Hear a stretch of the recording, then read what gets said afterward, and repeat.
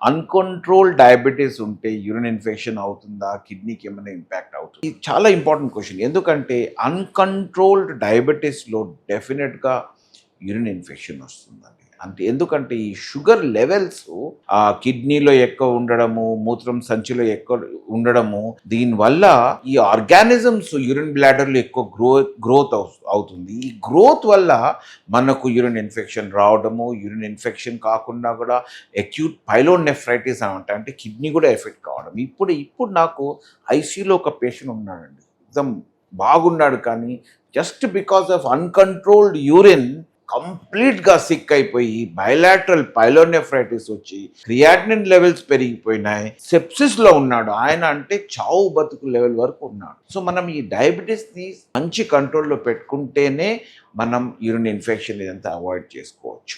Kidney damage కూడా commonest cause of kidney damage is uncontrolled diabetes, uncontrolled hyper tension. మనం అనుకుంటాము kidney damage food వల్ల వస్తుందా, stone వల్ల వస్తుందా, ఎన్ని వేరియస్ రీజన్స్ ఎతుకుతూ ఉంటాం. కానీ ద కామనెస్ట్ ఇటియాలజీ కాజ్ ఏంటంటే root cause uncontrolled diabetes, uncontrolled hyper tension. Very important. ఇప్పుడు షుగర్ కంట్రోల్ చేసుకోవడము, బీపీ కంట్రోల్ చేసుకోవడం ఇమీడియట్గా మంచి ఎఫెక్ట్ రాదు, కానీ లాంగ్ టర్మ్లో డెఫినెట్గా ఈ కిడ్నీ డ్యామేజ్ తగ్గడం చేస్తుంది.